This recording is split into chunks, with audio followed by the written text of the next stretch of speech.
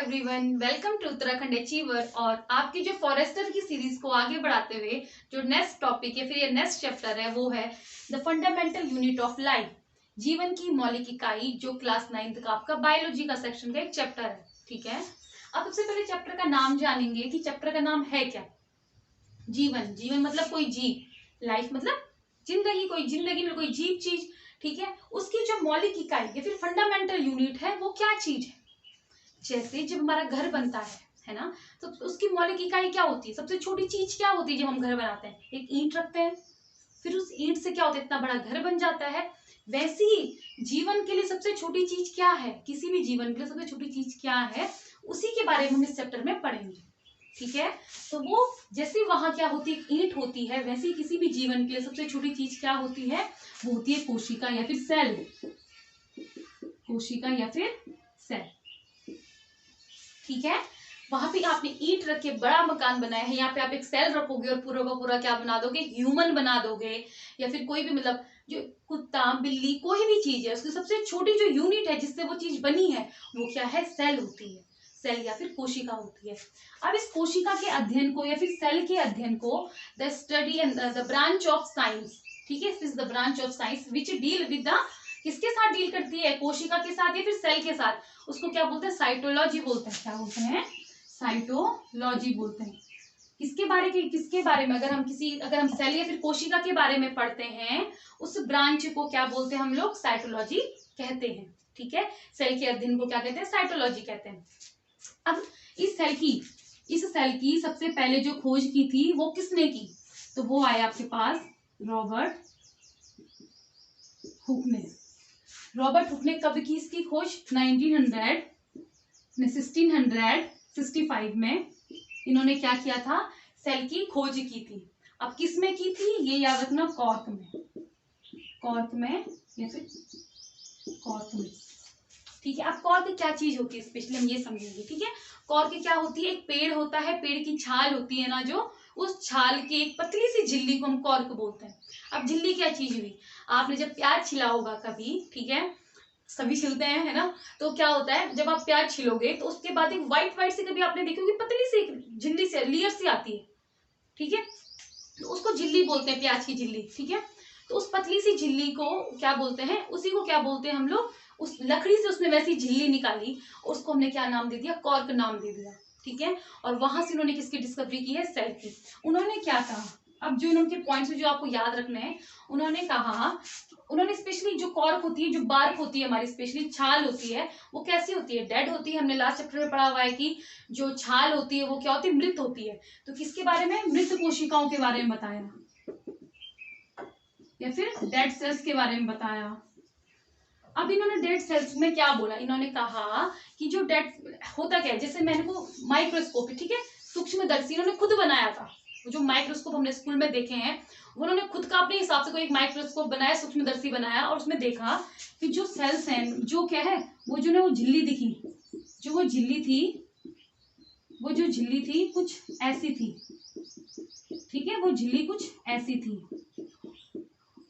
ठीक है, उन्होंने कहा कि जैसे मेरे पास हनीकॉम होता है ना, मधुमक्खी का छत्ता होता है, उस जैसे मुझे कुछ ये दिख रहा है। तो आपको ये ध्यान रखना है, रॉबर्ट हुक ने जो सेल्स के स्ट्रक्चर्स हैं, ठीक है, उन्हें किससे कंपैरिजन किया था, किसके साथ बोला कि इस जैसा है, तो वो किस जैसा है, मधुमक्खी के छत्ते जैसा, हनीकॉम या फिर मधुमक्खी के छत्ते जैसा है। ठीक है, अब ये उन्होंने बोल दिया कि मधुमक्खी के छत्ते जैसा दिख रहा है मुझे, और उसको जैसे मधुमक्खी क्या करते हैं, हर एक कंपार्टमेंट में रहती है ना, एक कंपार्टमेंट टाइप का होता है मधुमक्खी का, तो उन कंपार्टमेंट को उन्होंने नाम दे दिया सेल। क्या नाम दे दिया, सेल नाम दे दिया। और सेल किस लैंग्वेज का वर्ड है, लैटिन लैंग्वेज का वर्ड है, लैटिन भाषा का शब्द है ये सेल। ठीक है, हिंदी में तो कोशिका कहते हैं, हम सबने जान दिया कोशिका कहते हैं, पर इंग्लिश में जो वर्ड आया वो कहाँ से आया, पेपर में पूछ सकता है कि जो इंग्लिश का वर्ड सेल है वो किस लैंग्वेज से लिया गया है, वो लैटिन लैंग्वेज से लिया गया है। और उस सेल का मतलब वहां क्या होता है, स्मॉल रूम, छोटे कमरे। ठीक है, स्मॉल रूम कहते हैं उसको। ठीक है, अब उस स्मॉल रूम को उन्होंने क्या नाम दे दिया, सेल नाम दे दिया। ठीक है, यहाँ पे ये बात आ गई, सेल की डिस्कवरी हो गई किसके द्वारा, रॉबर्ट हुक के द्वारा सेल की डिस्कवरी हो गई थी। अब इन्होंने किसके बारे में बोला था, मृत के बारे में बोला था। बट अब जो दूसरे आएंगे लीनहॉक,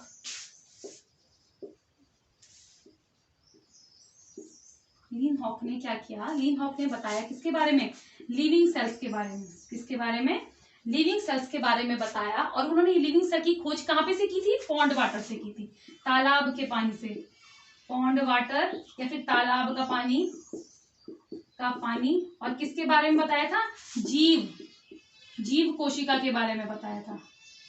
ठीक है, किसके बारे में बताया था, जीव कोशिका के बारे में बताया था कि क्या है, जो हमारी जीव कोशिका तो सेम ही होगी, बट एक मृत होगी एक जीवित होगी, पर उसमें चीजें तो सारी सेम होंगी। तो उन्होंने किसकी खोज की थी, लीनहॉक ने की थी लिविंग सेल। और कहाँ से लिविंग सेल मतलब जीव, किसके बारे में, जो जीव कोशिका होती है उसकी खोज की थी।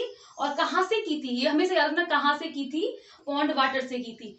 इनकी डेट वैसे हम याद न रखें, मतलब ज्यादा इंपॉर्टेंट है नहीं, बट जो पहली डेट थी आपको 1665 वो क्या रखनी है, याद रखनी है। ठीक है, जो पहली डेट है।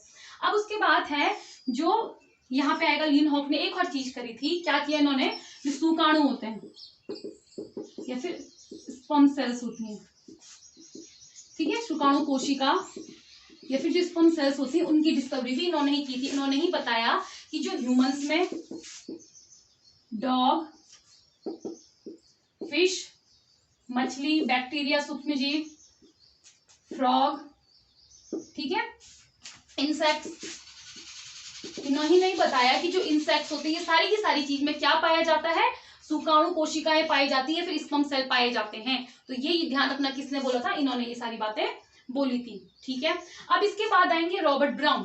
कौन आए हमारे पास, रॉबर्ट ब्राउन आए। ठीक है, रॉबर्ट ब्राउन ने किसके बारे में बताया, न्यूक्लियस के बारे में बताया। रॉबर्ट ब्राउन, इन्होंने कहा न्यूक्लियस की जो सेल्स है ना, आप लोगों को जो सेल दिख रही है उसके बीच में जो ये चीज है ना, या फिर जो ये सेल दिख रही है इसके बीच में जो ये चीज है, इसको हम केंद्र बोलेंगे। ठीक है, केंद्रिका, ठीक है, केंद्रिका बोलेंगे या फिर न्यूक्लियस बोलेंगे या सेंटर बोलेंगे। ठीक है, ये आ गए। अब इनके बाद जो आए वो हैकेल आए। इसके बीच में एक और आए, वो जानेंगे, बट जो हैकेल आए, क्यों इन हैकेल को मैं पहले बता रही हूँ। इन्होंने क्या कहा, जो हैकेल नाम थे, ठीक है, हैकेल नाम रखना, जो हैकेल आए उन्होंने क्या बताया कि जो ये न्यूक्लियस है ना, यही क्या किस चीज का रीजन है, पेरेंट से मतलब पेरेंट से बच्चों में, माता पिता से बच्चों में कैरेक्टर जो लाता है वो कौन लाता है, इस न्यूक्लियस ही लाता है। अभी डीएनए के बारे में नहीं पता चला था। ठीक है, तो ये न्यूक्लियस ही है जो क्या करता है, पेरेंट से बच्चों में क्या लाता है, कैरेक्टर लाता है। वो किसने कहा था, हैकेल ने इस बारे में बताया था। ठीक है, ब्राउन ने ढूंढा और इसके जो बारे में बताया कि डीएनए जो हमारा क्या होता है, जो मटेरियल है जो पेरेंट्स से प्रोजेनी में जाएगा, ठीक है, पेरेंट्स से बच्चों में जाएगा, वो किसने कहा था, हैकेल ने कहा था। ठीक है, अब इसके बीच में आए थे एक जेबी पिंकिंजे। ठीक है, जेबी पिंकिंजे एक आए थे जिन्होंने क्या बताया कि ये सेल हो गया आपका, समझ गए, जो इसमें क्या होती है, जो क्या होती है, जो लिक्विड पार्ट होता है उसको क्या कहते हैं, प्रोटोप्लाज्म कहते हैं। क्या कहते हैं, प्रोटोप्लाज्म कहते हैं। तो प्रोटोप्लाज्म की खोज किसने की थी, जेबी पिंकिंजे ने की थी। ठीक है, अभी ध्यान रहेगा किसने किस किस चीज की खोज की है। ठीक है, सबसे पहले रॉबर्ट हुक का नाम याद रखना है, फिर लीनहॉक का नाम याद रखना है। ठीक है, लीवेनहॉक का नाम याद रखना है, फिर अपने रॉबर्ट ब्राउन का नाम, फिर जेबी पिंकिंजे का नाम, और एक थे हैकेल का नाम। ठीक है, ये थे कुछ साइंटिस्ट जो हमको ध्यान रखना है किसने किस चीज की खोज की थी। ठीक है, अब इसके बाद आती है सेल थ्योरी। ठीक है, कोशिका के बारे में जो जो बातें कही गई हैं, किस किसने कही है। ठीक है, सेल थ्योरी, सेल या फिर कोशिका के बारे में, कोशिका थ्योरी। ठीक है, अब सबसे पहले 1838 और 1839 और 1855। ठीक है, 1838 में सेल्डन, ठीक है, और यहाँ पे आए सेजवान, ठीक है, और यहाँ पे आए रीचॉक। ठीक है, याद रखने का तरीका है जैसे भी आप रख सकते हो। ठीक है यार, तो इन्होंने सबसे पहले क्या किया, सेल्डन और सेजवान ने बोला कि ये क्या है, बेसिक यूनिट ऑफ लाइफ, जीवन की क्या है, इकाई है, इसकी मौलिक इकाई है जीवन की। किसने कहा था, सेल्डन एंड सेजवान ने बोला था। ठीक है, अब नाम है वो तो आपको ऐसे याद रखने पड़ेंगे, हिंदी इंग्लिश तो उसको होगा नहीं। ठीक है, शेल्डन और सेजवान ने क्या कहा कि जो मूलभूत इकाई है, क्या है, मूलभूत इकाई है इसकी जीवन की, ठीक है। जीवन की जो मूलभूत इकाई है वो क्या है, हमारी सेल है या फिर कोशिका है। अब जो वीरचॉ आए उन्होंने 1855 में क्या किया, उन्होंने बोला ठीक है ये तो बात है ही, इस थ्योरी को थोड़ा एक्सपेंड किया, मतलब बढ़ाया और बोला कि कोई भी सेल है वो सीधे न्यू डेवलप्ड नहीं होता है ना, सीधे नया नहीं होगा, उसका कुछ क्या होता है, प्रिमिटिव होता है। प्रिमिटिव मतलब होता है, क्या होता है यहाँ पे ध्यान रखना, प्रिमिटिव, ठीक है। अब प्रिमिटिव मतलब क्या होता है कि वो पहले से जुड़ा हुआ है। मतलब अगर आप देखोगे कि कोई भी अगर पेड़ होता है, ठीक है, सपोज पेड़ की बात करते हैं, पेड़ से बीज होगा, उस बीज से दूसरा पेड़ होगा, ठीक है, मतलब वो पहले से क्या होगा, किसी चीज से कोई सेल होगी पहले से, उसी सेल से डेवलप हुआ होगा।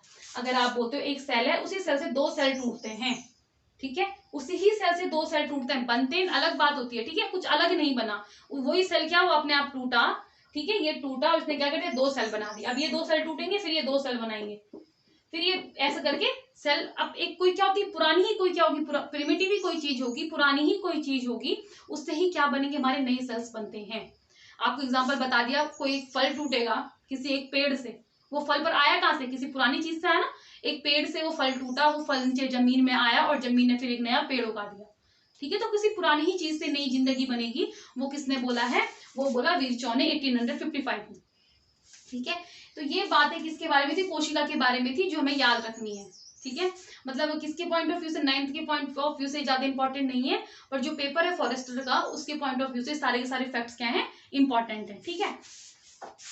नंबर ऑफ सेल्स के हिसाब से, नंबर ऑफ सेल्स या फिर कोशिका के काउंट के हिसाब से हमने क्या कर दिया, दो टाइप में बांट दिया है, किसको, ऑर्गेनिजम्स को, ठीक है, जीव को दो टाइप में बांट दिया है। पहला बोला हमने यूनिसेलुलर, सेलुलर, और एक बोला मल्टी सेलुलर। अब यूनिसेलुलर मतलब एक कोशिका, एक कोशिकाएं, ठीक है, और मल्टी सेलुलर मतलब बहु कोशिकाएं, कोशिकाएं, ठीक है, मतलब एक कोशिका और बहुत सारी कोशिका, ठीक है। अब देखो हमने क्या कहा, ऑर्गेनिज्म को हमने दो चीज में बांट दिया, ठीक है, हमने कहा जिनमें सिर्फ एक ही सेल होगी उनको हम अलग रखेंगे, और जिनमें बहुत सारी सेल्स होंगी, मतलब एक से ज्यादा, दो भी होंगी, फिर उनको भी हम क्या रखेंगे, अलग रखेंगे, ठीक है। अब जो एक कोशिका वाले होते हैं, मतलब इनका सारा का सारा काम, श्वसन की प्रक्रिया, ठीक है, उत्सर्जन की प्रक्रिया, पाचन की प्रक्रिया, डाइजेशन हो गया, एक्सक्रीशन हो गया, रेस्पिरेशन हो गया, सबका सब क्या कर रही होंगी, सिर्फ एक ही सेल कर रही होगी। इसमें सिर्फ क्या प्रेजेंट होगा, सिर्फ एक सेल प्रेजेंट होगा।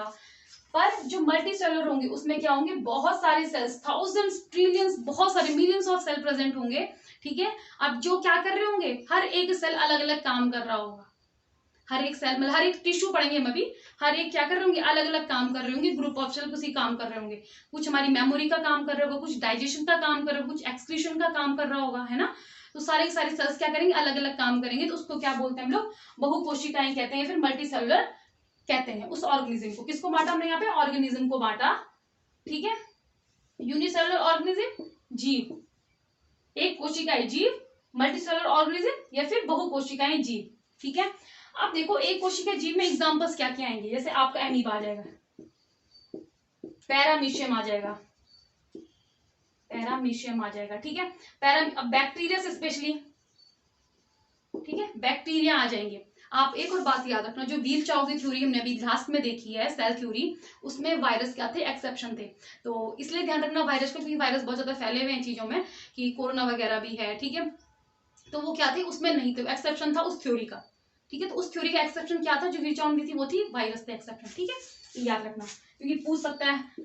उसके बाद आया बहुकोशिका में क्या आ गए, एमीबा, इसमें कौन सा आ गए, एक कोशिका में एमीबा, पैरामीशियम, बैक्टीरिया आ गए। अब बहुकोशिका में क्या आएंगे, ह्यूमंस, प्लांट्स, ठीक है, human, plants, dogs, specially dog etcetera, मतलब जो भी क्या होंगे, आप आंट भी याद रखना, चींटी, जो भी चीज को हम लोग माइक्रोस्कोप की हेल्प से देखेंगे, जनरली उसको हम एक यूनिसेलुलर फिर एक कोशिकाएं जीव बोलेंगे, पर जिसको हमको माइक्रोस्कोप की जरूरत नहीं पड़ती है, बिल्कुल जरूरत नहीं पड़ती है, जो नेट नॉर्मल आंखों से दिख जाएंगे, ठीक है, उन्हें हम क्या बोलेंगे, जैसे कि ह्यूमन, एनिमल्स, जनरली सारे एनिमल्स, उन्हें क्या बोलेंगे, मल्टी सेलुलर ऑर्गेनिज्म बोलेंगे, या फिर क्या बोलेंगे, बहुकोशिकाएं जीव बोलेंगे, ठीक है। तो ये था आज आपका टॉपिक किसके बारे में, कोशिका के बारे में। नेक्स्ट क्लास में हम देखेंगे कोशिका के अंदर क्या क्या पाया जाता है, ठीक है, और उसका काम क्या होता है, पाया तो जाता है पर उसका काम में क्या होता है। ठीक है, थैंक्स फॉर वॉचिंग।